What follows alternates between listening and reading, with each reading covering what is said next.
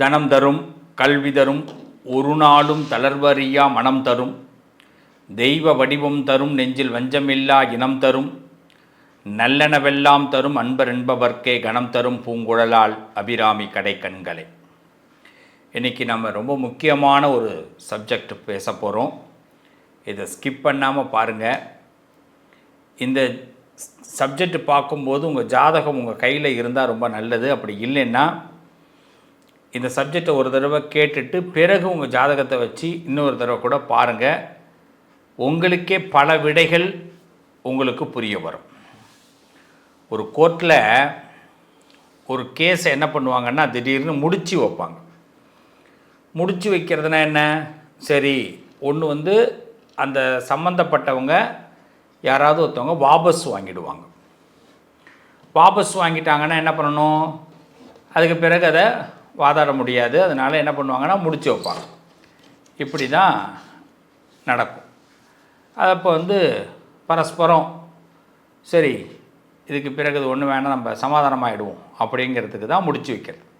இந்த முடிச்சு வைக்கிறதுக்கு முன்னாடி அவங்க ஏன் வாபஸ் வாங்குறாங்கன்னா, ஒன்று அவங்க தவறை உணர்ந்திருப்பார்கள். சரி, நம்ம எப்படி இனிமேல் நம்ம நடந்துக்கணும், நம்ம மேலே சில தப்பு இருக்குது, அதனால தான் இது நடந்துருச்சு, இனிமேல் நம்ம இந்த தப்பை இல்லாமல் இருந்தால் நம்ம நல்லா இருப்போம் அப்படின்னு இப்படி அவங்க குற்றத்தை ஒன்று ஒத்துக்கணும். இல்லை தான் மேலே ஒரு தவறு இருக்குன்னு தெரிஞ்சு அதை மாற்றிக்கிறதுக்கு முயற்சி பண்ணணும். அப்போ தான் வாபஸ் வாங்குவாங்க. அப்போ தான் இது முடிச்சு வைக்கப்படும். சண்டை போட்டுக்கிட்டே இருக்கிறதுனால எந்த விதமான பிரயோஜனமும் இல்லை. தர்மசாஸ்திரப்படி ஒரு தவறை ஒரு மனிதன் முதல்ல ஒத்துக்கணும். நான் ஒரு தப்பு பண்ணியிருக்கேன் அப்படின்னா எனக்கு தெரியாமல் ஒரு தப்பு நடக்க போகிறதில்ல.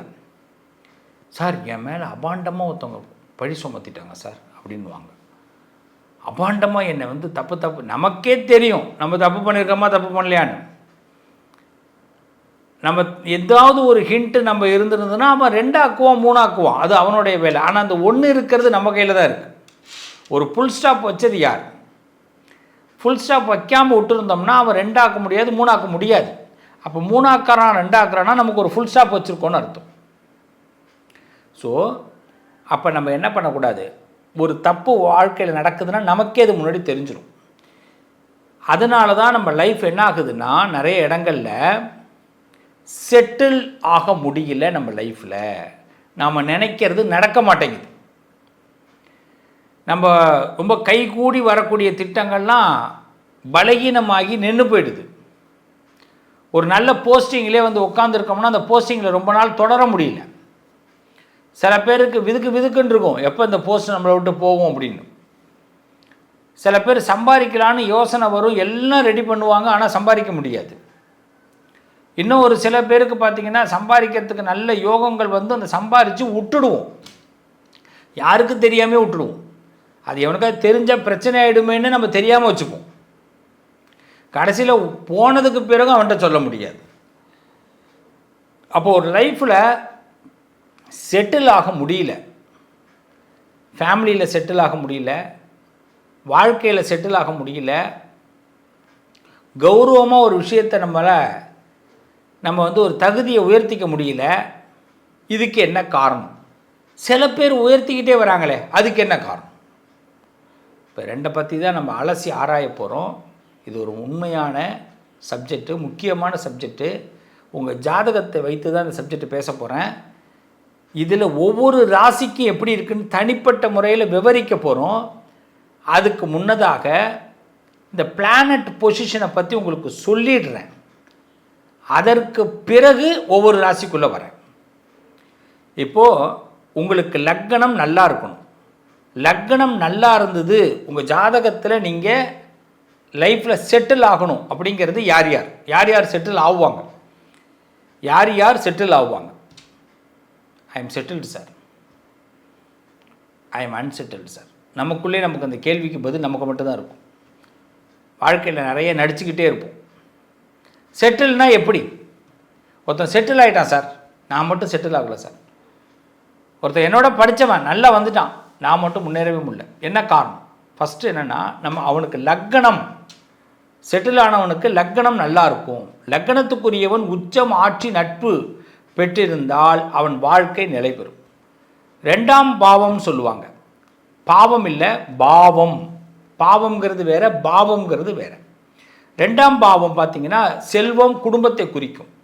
இதில் குரு, சுக்கிரன், புதன் போன்ற சுபகிரகங்கள் இருந்தால் அவனும் வெற்றி பெறுவான், செல்வம் நிறைய கிடைக்கும், குடும்ப வாழ்க்கை நல்லாயிருக்கும்.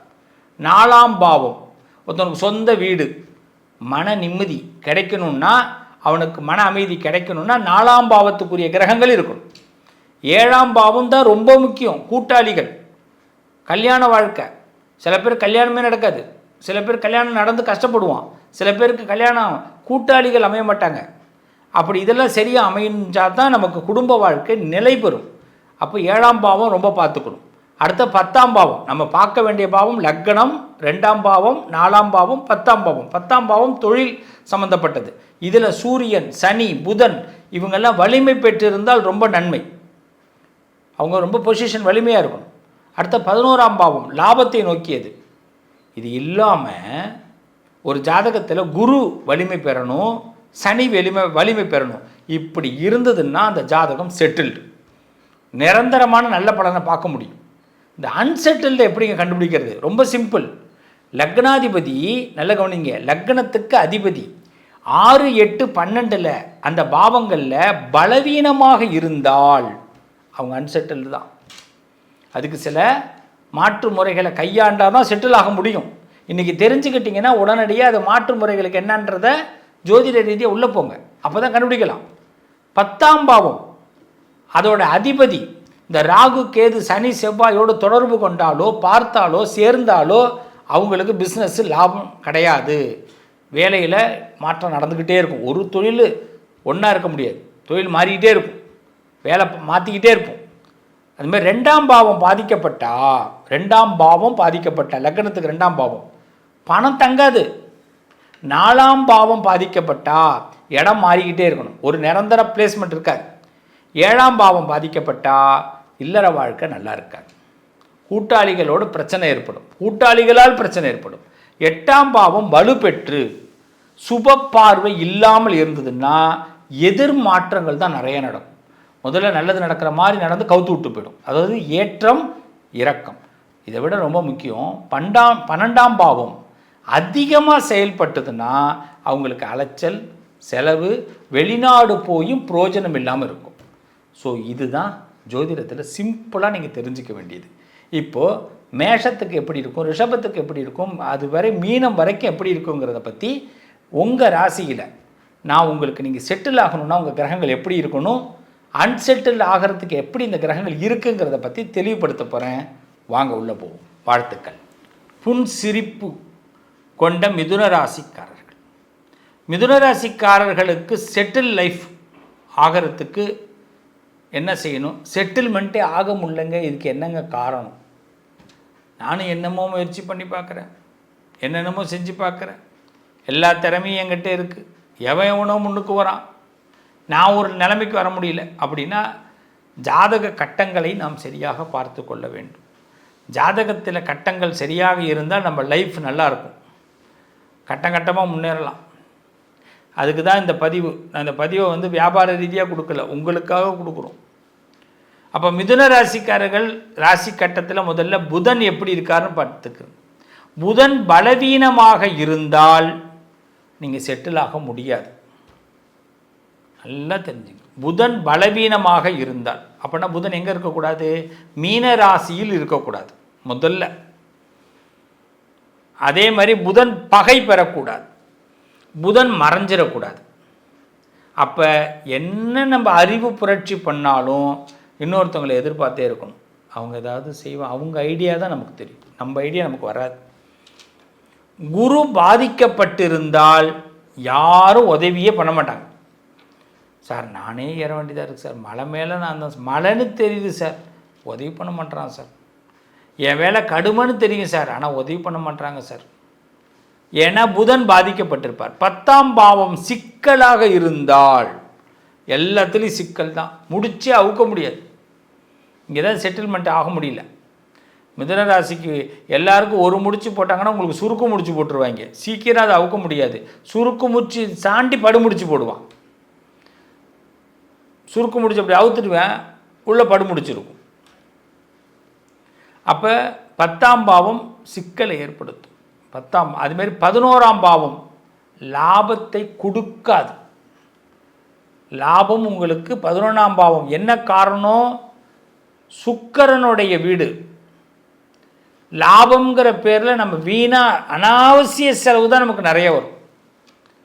சார் நான் 10 ரூபாயை பாதுகாக்க நினைக்கிறேன் சார், ஆனால் என் வீட்டில் உள்ளதெல்லாம் சும்மா இல்லாமல் எதையாவது ஒரு செலவை இழுத்து விட்டுக்கிறாங்க, ஏதாவது ஒன்று பண்ணுறாங்க. என்ன மாயம், என்ன மந்திரம், அது எனக்கு தெரியல சார்.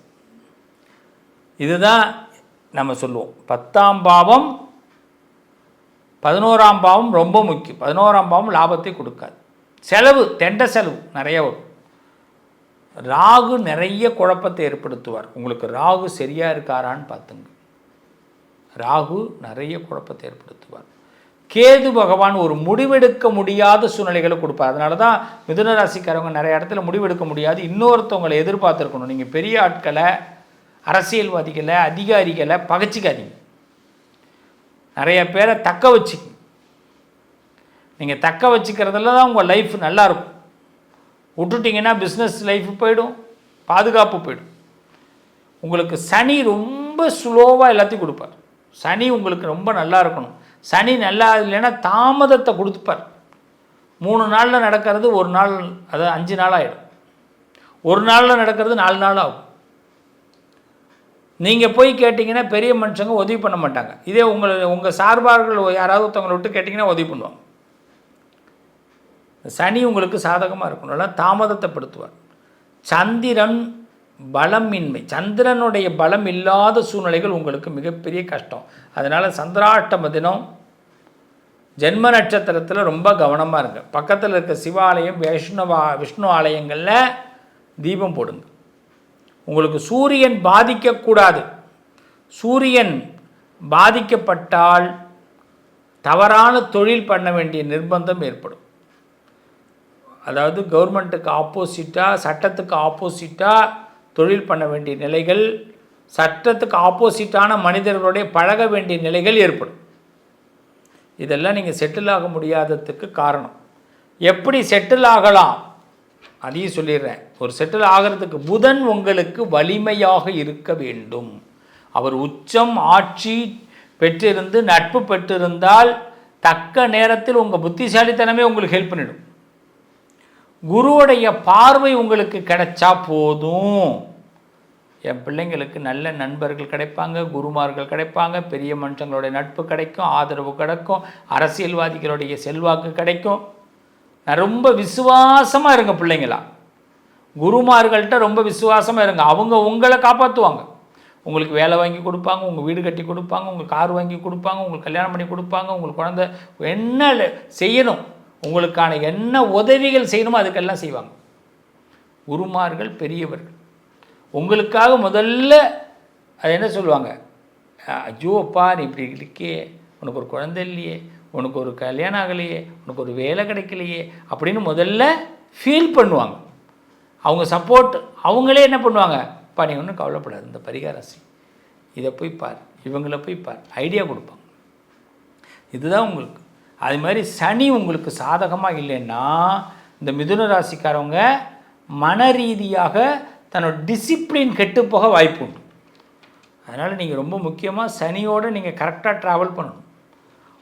உங்களுக்கு சனி தசை நடந்தாலோ, சனி உங்களுக்கு சாதகம் இல்லாமல் இருந்தாலோ நீங்கள் கொஞ்சம் எச்சரிக்கையாக இருக்கணும்.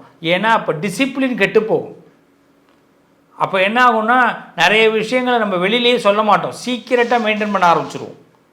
சில பேருக்கு தப்பான கூடா நட்பு முடியும், கூடா நட்பு கேடா முடியும்னு சொல்லுவாங்க. இந்த கூடா நட்பு மிதுன ராசிக்கு மட்டும் டக்கு டக்குன்னு அமையும். அது எது கூடா நட்பு எது கூடுற நட்புன்னு நம்ம தெரிஞ்சுக்கிறதுக்கே கஷ்டமாகும். அப்படின்னா என்ன, ஏதாவது சொன்னோம்னா ஆணு வாயை பொழுந்து கேட்க ஆரம்பிச்சிருவோம். அதில் உண்மை இருக்குது பொய்யே இருக்கான்னு நமக்கு கண்டுபிடிக்க முடியாது.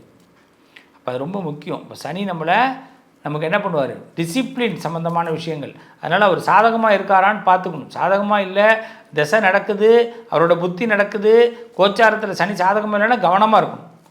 அதுமாரி 10ஆம் பாவம் 11ஆம் பாவம் உங்களுக்கு லாபத்தை கொடுக்கும். அது பலம் பெற்றால் 10ஆம் பாவம் பலம் பெறணும், 11ஆம் பாவம் பலம் பெறணும். பலம்னா என்ன, 10ஆம் பாவம்னா என்ன, லக்னத்துக்கு 10வது வீட்டுக்கு அதிபதி நல்லா இருந்தார்னா உங்களுக்கு பலம் பெற்றிருந்தால் தொழில் லாபம் கிடைக்கும். அது மாதிரி பார்த்திங்கன்னா உங்களுக்கு அப்படி நடக்கும்போது நல்ல தொழிலை நீங்கள் தேர்வு செய்யலாம். இல்லைன்னா நிறைய மிதுனராசிக்காரர்கள் தொடர்ந்து தொழிலை மாற்றிக்கிட்டே இருக்கிற மாதிரி இருக்கும். ஏன்னா 10ஆம் பாவம் 11ஆம் பாவம் கெட்டு போயிருந்ததுன்னா தொழில் நிரந்தரமாக இருக்காது, வேலை நிரந்தரமாக இருக்காது. ஒரு விஷயத்தை செஞ்சுட்டு நம்மளே குழப்பிக்கின்னு உட்காந்துருப்போம். சந்திரன் நிலைத்தன்மை வேணும். இந்த சந்திரன் உங்களுக்கு நிலைத்தன்மை. அமாவாசை பௌர்ணமி இந்த நாளில் உடல் நலங்களில் கவனமாக இருங்க. முக்கிய முடிவுகள் எடுக்கிறதுல கவனமாக இருங்க. இன்னொருத்தவங்க நம்புறதில் கவனமாக இருங்க. எல்லாத்தையும் பார்த்து தான் செயல்படணும். அமாவாசை பௌர்ணமி உங்களுக்கு ஒத்து வராது. உடம்புல ஏதாவது ரேஷிஷ் ஏற்பட வாய்ப்பு இருக்குது. அமாவாசை பௌர்ணமியில் மறதி ஏற்படும், கோபம் ஏற்படும், உடம்புல ஏதாவது ப்ராப்ளங்கள் ஏற்படும். அப்போ நம்ம அந்த நாளில் கவனமாக இருக்கணும். குரு தசை நடக்கும்போது யோகமாக இருக்கும், புதன் தசை நடக்கும்போது யோகமாக இருக்கும். உங்களுக்கு தசை நல்ல யோகத்தை கொடுக்கும். அதே மாதிரி குரு தசை யோகத்தை கொடுக்கும். சுக்கிரன் உங்களுக்கு நல்ல உதவிகளை செய்வார். ஆனால் ராகு பகவான் நிறைய கட்டுப்பாடுகளை விதிப்பார். உங்களுக்கு ராகு சரியாக இருக்கணும், இல்லைன்னா நிறைய கட்டுப்பாடுகள். மிதுன ராசிக்காரங்களுக்கு மட்டும் கட்டுப்பாடுகள் அதிகமாக இருக்கும். வீட்டில் கட்டுப்பாடு, பிஸ்னஸில் கட்டுப்பாடு, ஒரு இடத்துல வேலை பார்த்தோம்னா அங்கே கட்டுப்பாடு. நம்மளை மட்டும் கரெக்டாக அவங்க நினைக்கிறத செய்ய வைப்பாங்க. அதையெல்லாம் மீறி நாம் நினைக்கிறத நடத்துறதுல தான் நம்ம பெரிய ஆள். அதை கண்டிப்பாக உங்களால் செயல்படுத்த முடியும். அப்படி மிதுன ராசிக்காரங்க செட்டில் ஆக என்ன பரிகாரம்னா, புதன்கிழமை பிள்ளையாரை கும்பிடு. பிள்ளையாரோட காயத்ரி மந்திரத்தை சொல்லுங்கள். பிள்ளையாருக்கு 2 நெய் விளக்கு ஏற்றுங்க. பச்சைப்பயிறுன்னு சொல்லுவாங்க, அது முடிஞ்சால் புதன்கிழமையில் தானம் கொடுங்க. பச்சைப்பயிறு தானம் கொடுங்க. அதுமாரி பச்சை கலர் ட்ரெஸ்ஸு வாங்கி தானம் கொடுங்க. ஓம் புதாய நமக இந்த மந்திரத்தை தினசரி சொல்லுங்கள். முக்கியமாக புதன்கிழமையில் 108 தடவை சொல்லுங்கள். அதேமாரி சிவனை வழிபாடு பண்ணுறதாக இருந்தால் சிவ மந்திரம், நாராயண வழிபாடு பண்ணுறவங்களாக இருந்தால் நாராயண மந்திரத்தை சொல்லுங்கள் தினசரி. இது செட்டில் ஆகிறதுக்கு. சார் செட்டில் ஆனதை தக்க வச்சுக்கிறதுக்கு என்ன பண்ணணும்னா, மாணவ செல்வங்களுக்கு கல்வி உதவி நிறைய பண்ணுங்க. நீங்கள் அறிவை புகுட்டணும். உங்களுக்கு ஏதாவது உங்களுக்கு தெரிஞ்சதுன்னா அதை யாருக்கும் சொல்லித்தர மாட்டேன்னு சொல்லாதீங்க. சொல்லிக் கொடுங்க. சொல்லிக் கொடுக்க நீங்கள் கில்லாடியே வருவீங்க. அதுமாதிரி உங்களுக்கு எதுவுமே தெரியல சாமி, ஒருத்தவங்க உதவி கேட்குறாங்க, கல்வி உதவினா அந்த கல்வி உதவி செய்யுங்க. முடிஞ்ச வரைக்கும் பொய் பேசுகிறத தவிர்த்துக்கணும். நீங்கள் பொய் பேசுனா அந்த பொய் உங்களுக்கு பிரச்சனையாக வரும். சார் நிறைய பேர் பொய் பேசுகிறாங்களா, அவங்க பேசுவாங்க, அவங்களுக்கு பிரச்சனை இல்லை. பொய் பேசுகிற இடத்துல நீங்கள் மௌனமாக இருந்திருக்கு. நீங்கள் மௌனத்திலே பார்த்தவங்க தெரிஞ்சுப்பாங்க அவர் நல்ல மனுஷங்க அப்படின்னு. புத்தக தானம் பண்ணுங்க. யாரை பார்த்தாலும் அந்த பொக்கையை கொடுக்கறது, சொல்கிறோம்ல, ஸ்வீட்டு வாங்கி கொடுக்கறது இதெல்லாம் வேண்டாம். புதன் நீங்கள் மிதுன ராசியாக இருந்தால் புத்தகம் தானம் பண்ணுங்கள். அவங்களுக்கு பிடிச்ச புத்தகத்தை வாங்கி தானம் பண்ணுங்கள். நீங்கள் ரொம்ப நல்லா இருப்பீங்க. இதை மட்டும் பரிகாரமாக செய்யுங்க. வாழ்த்துக்கள், நல்லது நடக்கும். உறவுகளே, நண்பர்களே, இந்த பதிவு நீங்கள் முழுசாக பார்த்துருப்பீங்க. உங்கள் ஜாதகத்தை நான் தெளிவாக உங்களுக்கு சொல்லியிருக்கிறேன். இதில் இப்போ முக்கியமாக 3 பரிகாரங்கள் சொல்ல போகிறேன். இதுதான் ரொம்ப முக்கியமானது. சக்தி வாய்ந்த பரிகாரங்கள். நீங்கள் செட்டில் ஆகிறதுக்காக, உங்கள் லைஃப்பில் நீங்கள் செட்டில் ஆகணுன்னா இதை மிஸ் பண்ணாமல் இந்த பரிகாரங்களை நீங்கள் கண்டிப்பாக கேளுங்க. இந்த பரிகாரம்தான் உங்கள் வாழ்க்கையில் கண்டிப்பாக, இது சக்தி வாய்ந்த பரிகாரம். இதை செஞ்சு பாருங்கள், நீங்கள் செட்டில் ஆவீங்க. வாழ்க்கையில் வெற்றிங்கிற ஒரு பாதையை கண்டிப்பாக உங்களால் பெற முடியும். ஒரு அரியாசனத்தை நீங்கள் பெற முடியும். ஃபஸ்ட்டு என்ன பண்ணணும், எல்லாருமே ஒவ்வொரு அமாவாசையிலும் முன்னோர்களுக்கு தர்ப்பணம் அல்லது இயன்ற அளவு இந்த நினைவு அஞ்சலி செய்து அன்னதானம் பண்ணுறது நல்லது. அமாவாசையை மிஸ் பண்ணாதீங்க. யாரும் அமாவாசையை மிஸ் பண்ணாதீங்க. அமாவாசையில் முன்னோர்களுக்கு தர்ப்பணம் கொடுங்க. இயன்ற அளவு இந்த நினைவு அஞ்சலியிலாவது பெரிய முன்னோர்களோட நினைவு அஞ்சலிகளில் அன்னதானம் செய்யுங்க, மறந்துடாதீங்க, செய்யுங்க. அதுமாரி ஒவ்வொரு பௌர்ணமியிலும் சிவன் கோயில், விஷ்ணு பெருமாள் கோவில், அம்மன் கோவில், அடுத்த முருகன் ஆலயத்தில் நெய் தீபம் ஏற்றி வழிபாடு பண்ணுங்கள். 2 நெய் தீபம், சிவாலயத்தில் 2 தீபம், விஷ்ணு ஆலயத்தில் 2 தீபம், அம்மன் ஆலயத்தில் 2 தீபம், முருகன் ஆலயத்தில் 2 தீபம் ஏற்றி வழிபாடு பண்ணுங்கள். மாதம் ஒரு முறையாவது அன்னதானம், அப்படி இல்லைன்னா கல்விக்கு உதவி, இன்னும் சொல்லப்போனால் நீங்கள் நவக்கிரக வழிபாடு இது அவசியம் செய்யுங்க. மாதத்தில் ஒரு நாள் நவக்கிரகத்துக்கு ஒரு அபிஷேகத்தை கொடுக்கலாம், இல்லை வழிபாடு செய்யுங்க. எந்த நாளில் வேணாலும் எடுத்துக்கலாம், ஒரு ஞாயிற்றுக்கிழமை கூட எடுத்துங்க. சூரியனுக்கு பிரதானமாக இதை மட்டும் செஞ்சுட்டு வாங்க. ஆனால் அன்னதானம், கல்விக்கு உதவி கண்டிப்பாக செய்யுங்க. இது சக்தி வாய்ந்த விஷயம். நம்ம வாழ்க்கையில் நிச்சயமாக நமக்கு ஒரு தசாபுத்தி, அந்தரம், கோச்சாரம் சாதகமாக இருக்கும் பட்சத்தில் நம்ம நிச்சயமாக செட்டில் ஆகிறது உறுதி. நம்ம எல்லோரும் ஒரு செட்டில்மெண்ட் லைஃபுக்குள்ளே வரப்போகிறோம். All the best. எல்லாருக்கும் வாழ்த்துக்கள். நீங்கள் எல்லோரும் செட்டில் ஆகிறத நான் கண்டிப்பாக பார்ப்பேன். நம்ம மீண்டும் உங்களை அடுத்த ஒரு நல்ல பதிவில் சந்திக்கிறேன். வாழ்த்துக்கள்.